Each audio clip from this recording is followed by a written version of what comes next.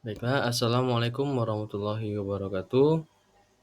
Perkenalkan, nama saya Fika Jalaluddin Muhammad Akbar dengan NIM 702022115 dari kelas IK 4 kelompok 10 dengan dosen pembimbing Bapak Dr. Haji Hendra Wijaya, MPDI.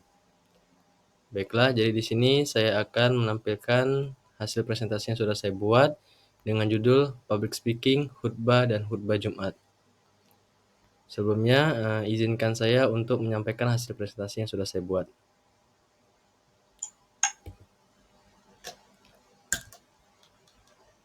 Public Speaking. Di sini saya akan membahas public speaking terlebih dahulu, di mana di sini akan saya bahas pengertian, metode, unsur utama public speaking, tujuan dari public speaking, ekspresi dan impresi, serta praktek dari public speaking.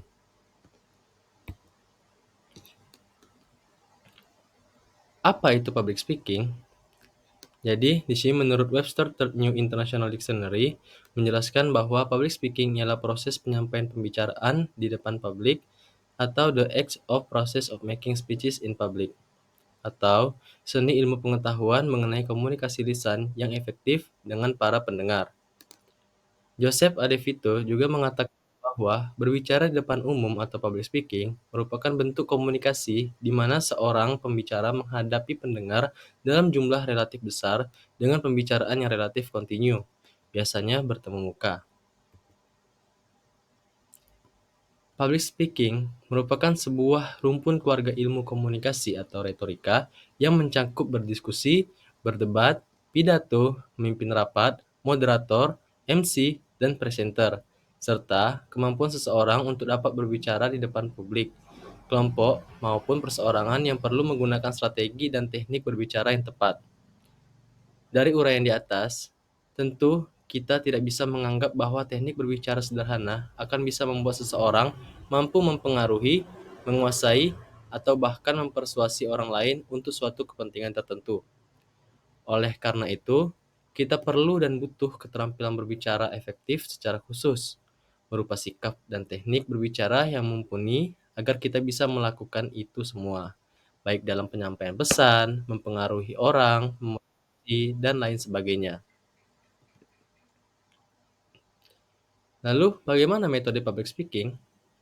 Metode public speaking yang dimaksud menurut Juniarti ada 3, di antaranya yaitu 1, impromptu speech, yaitu yang mana artinya seseorang untuk menyampaikan gagasannya tidak melakukan banyak persiapan. Dengan kata lain, seorang public speaking bekerja secara mendadak. Yang kedua, yaitu ada metode manuscript speech. Manuscript speech yaitu artinya seseorang dapat melihat naskah saat menyampaikan gagasannya. Misal, contoh naskah yang dapat dibaca oleh seseorang perwakilan mahasiswa dalam penerimaan dan perpisahan mahasiswa.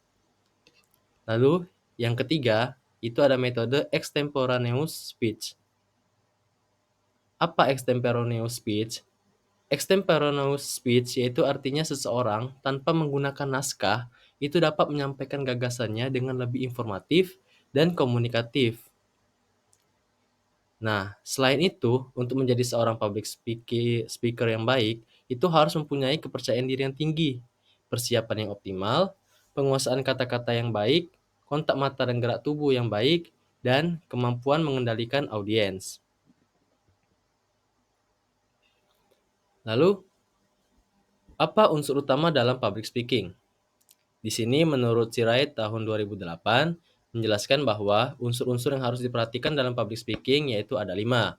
Yang pertama, ungkapan pujian dan pandangan yang positif kepada publik dan tokoh yang dibicarakan. 2. Teliti sebelum bicara, hal-hal apa saja yang perlu dihindari untuk diucapkan. Jangan mempermalukan orang di depan publik. Ketiga, pujian yang diberikan harus tulus dari dalam hati, bukan menjilat. Yang keempat, melibatkan emosi atau perasaan dapat juga dijadikan sebagai pertimbangan. Lalu yang terakhir, yang kelima, yaitu cerita nostalgia dan anekdot yang khas dalam keluarga dapat dimasukkan ke dalam pidato atau dapat kita lakukan sebagai sisipan materi.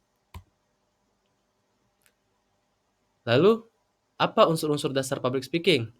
Nah, di sini saya mendapatkan ada 6 unsur-unsur dasar public speaking, yaitu pertama pembicara, kedua unsur topik atau materi, 3 pendengar, 4 forum, 5 medium, dan 6 efek. Di sini akan saya bahas pertama pembicara.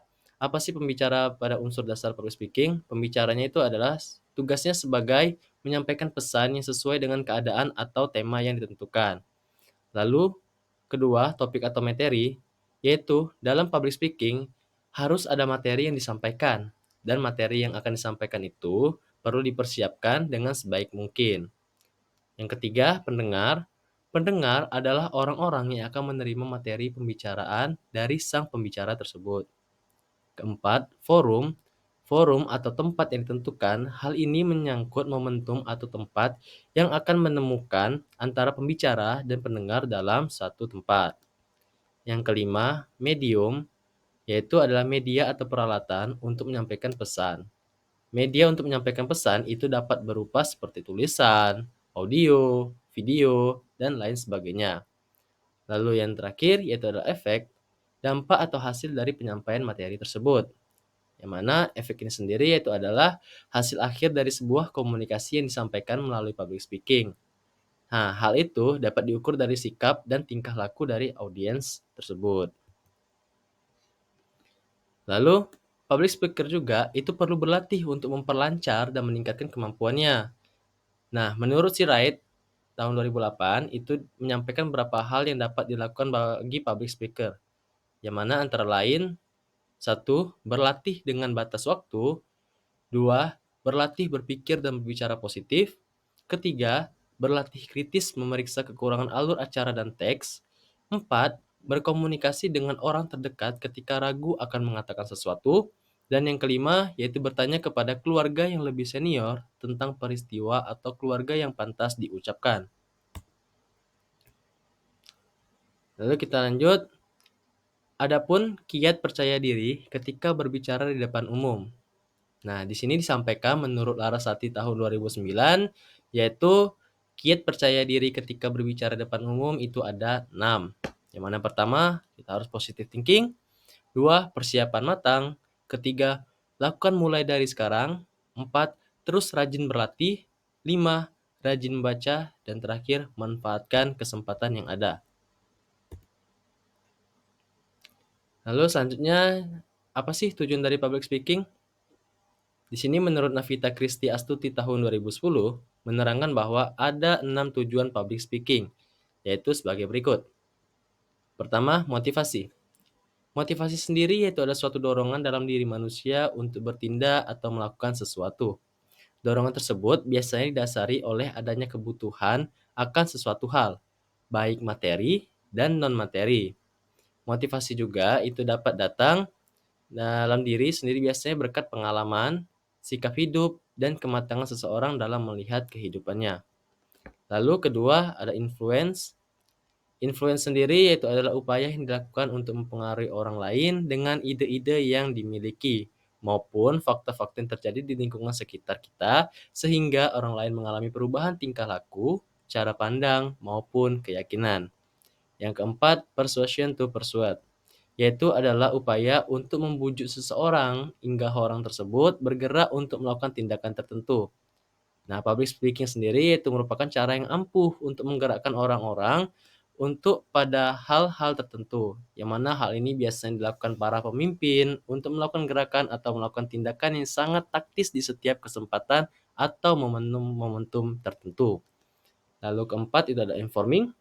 Informing sendiri yaitu beberapa orang akan melakukan kegiatan berbicara di depan umum untuk memberikan informasi kepada orang lain tentang sesuatu yang belum diketahui atau belum jelas. Dalam hal ini, topik yang dibicarakan adalah sesuatu yang baru yang belum diketahui oleh audiens. Yang keempat, tujuan public speaking yaitu ada translation, yang mana itu adalah seseorang yang menyampaikan dari pihak lain disebut sebagai penyambung lidah, yang mana ada kalanya informasi dari pihak lain itu penting, namun tidak memiliki bahasa yang sama bahasa yang digunakan oleh masyarakat pada umumnya. Oleh karena itu, dilakukan proses penerjemahan, sekaligus proses adaptasi dengan kasus-kasus yang terjadi secara lokal. Yang terakhir, tujuan public speaking itu adalah entertaining. yang mana itu ada komunikasi yang dilakukan dengan tujuan menghibur pendengar, yang mana itu juga disebut dengan entertaining. Nah, kegiatan menghibur pendengar ini atau penonton sering ditemukan pada acara-acara pentas seni, konser, dan lain-lain. Orang yang melakukan public speaking dengan tujuan entertaining ini bisa disebut dengan Master of Ceremony atau MC. Nah, kita lanjutkan ke ekspresi dan impresi dalam public speaking. Nah, ekspresikan diri Anda dan jangan menciptakan impresi atau tebar pesona kepada audiens Anda. Seorang pembicara yang berkonsentrasi mengungkapkan segala hal yang ingin disampaikannya secara sungguh-sungguh itu nanti akan kelihatan lebih menarik dilihat daripada seseorang yang banyak basa-basi atau berpura-pura menyampaikan sesuatu yang sebetulnya hanya merupakan lip service saja. Lalu, kontak mata secara efektif. Nah, kontak mata yang efektif ini dapat membangun kontak batin yang efektif pula antar pembicara dengan audiens. Jangan hanya memperhatikan sebagai audiens saja. Kontak mata yang disertai sapaan dari dalam hati, Anda akan dapat menggetarkan hati orang yang Anda tatap matanya meskipun hanya dalam hitungan detik. Percayalah bahwa kontak mata Anda akan dapat dimengerti oleh audiens Anda. Keramahan Anda, apresiasi Anda, ketulusan Anda, dan kejujuran Anda nanti semuanya akan terlihat di sana. Lalu kita lanjut ke praktek public speaking. Adapun langkah-langkah dalam public speaking yang dilakukan kepada mitra melalui beberapa tahapan sebuah rencana pembicaraan disampaikan sebagai berikut. Yang pertama yaitu ada langkah memilih pokok pembicaraan. Nah, pada tahapan ini, tim pengabdian memberikan materi dasar yang mengarah pada pemahaman mitra untuk memilih topik pembicaraan yang menarik, baik menurut diri sendiri maupun masyarakat pada umumnya. Kedua, tahapan membatasi pokok pembicaraan. Nah, pada tahap ini, mitra diarahkan untuk menyempitkan topik yang akan disampaikan, bahwa topik yang benar dan menarik adalah topik yang sempit dan mendalam, bukan melebar dan basa-basi. Yang ketiga, yaitu ada tahapan pengumpulan bahan-bahan. Nah, pada tahapan ini nanti akan menekankan adanya upaya untuk mencari referensi yang berhubungan dengan topik yang akan disampaikan kepada audiens. Lalu keempat, yaitu adalah tahap penyusunan bahan. Nah, pada tahap ini mitra itu akan diarahkan untuk mengembangkan rancangan yang telah disusun. Nah, adapun bagian-bagian pada penyusunan bahan tersebut, yang mana pertama yaitu ada pendahuluan, kedua isi, dan terakhir tentu ada kesimpulan. Nah, yang keempat itu ada tahapan tampil secara percaya diri. Tahap ini merupakan tahap puncak dalam kegiatan public speaking, yang mana pada tahap ini, mitra itu nanti akan dibimbing oleh tim pengabdian untuk tampil secara individu menyampaikan pesan yang telah disiapkan kepada audiens. Nah, peserta antusias untuk tampil berbicara. Ketika ada yang tampil, peserta yang belum mendapatkan giliran bertugas yaitu sebagai menjadi audiens yang mendukung jalannya acara dan akan membantu para penyampaikan materi itu akan semakin percaya diri. Lalu keenam itu ada evaluasi, yang mana pada tahap evaluasi ini adalah tahap terakhir dalam kegiatan public speaking, yang mana setelah mitra tampil di depan forum, langsung diadakan evaluasi mandiri dan kelompok untuk mengevaluasi dari hasil penyampaian materi yang sudah disampaikan oleh para public speaker. Lalu setelah materi public speaking, di sini akan saya bahas juga tentang materi khutbah. Pada materi khutbah ini akan saya bahas yaitu pengertian dan tujuan khutbah, rukun syarat khutbah, metode-metode khutbah, serta jenis-jenis khutbah. Apa itu khutbah? Khutbah secara bahasa artinya berpidato. Sedangkan secara istilah, khutbah adalah menyampaikan pesan-pesan atau nasihat keagamaan secara lisan di hadapan orang banyak. Di dalam dakwah Islam, khutbah adalah salah satu metode atau cara berdakwah yang disebut dakwah bilisan.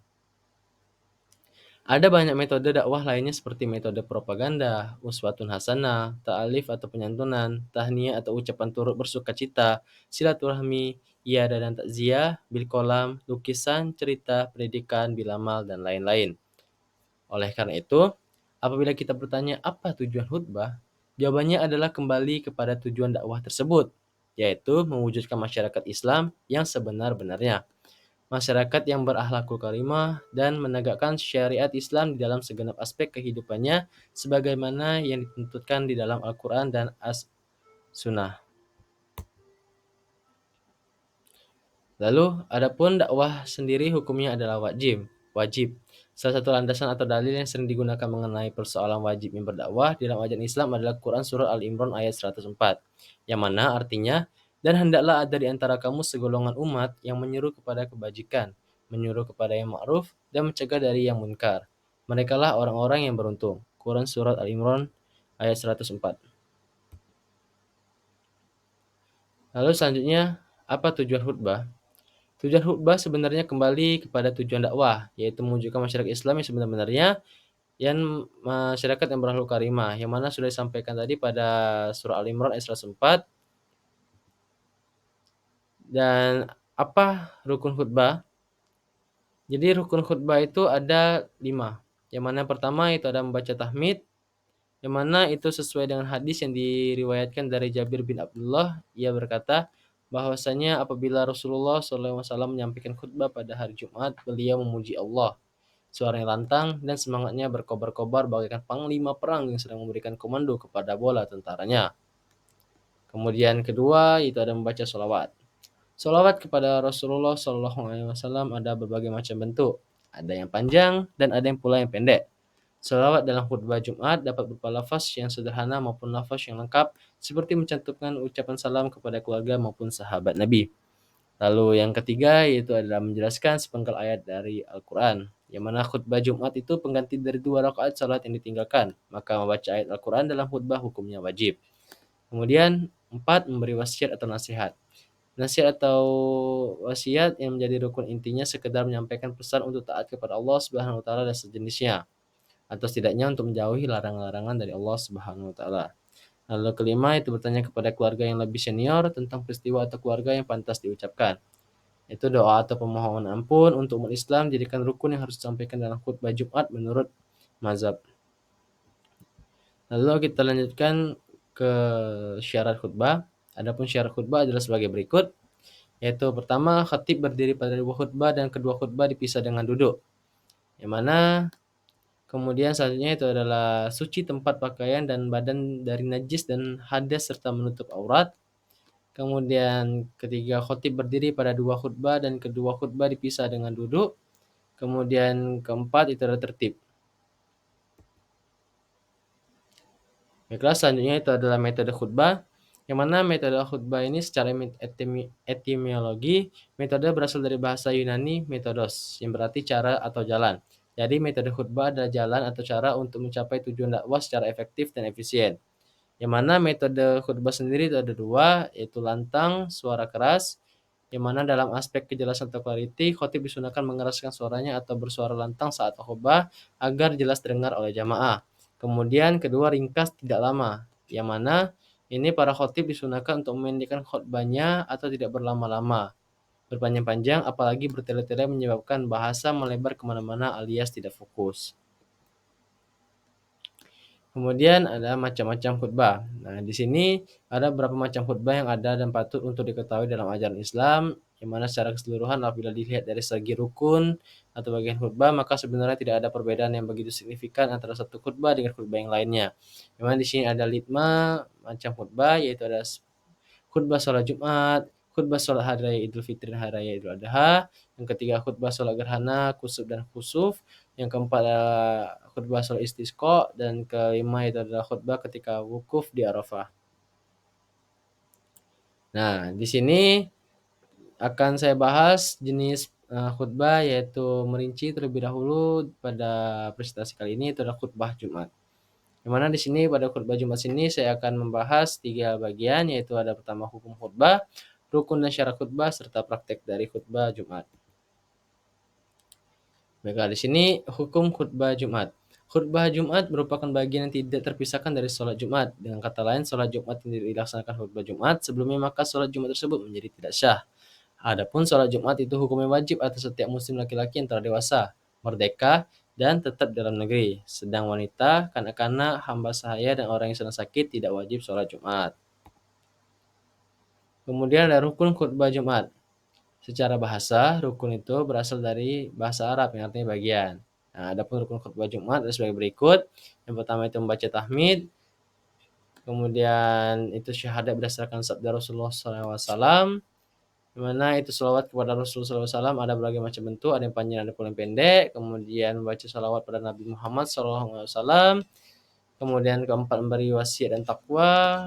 Yang kelima itu keempat membaca sebagian atau beberapa ayat Al-Quran.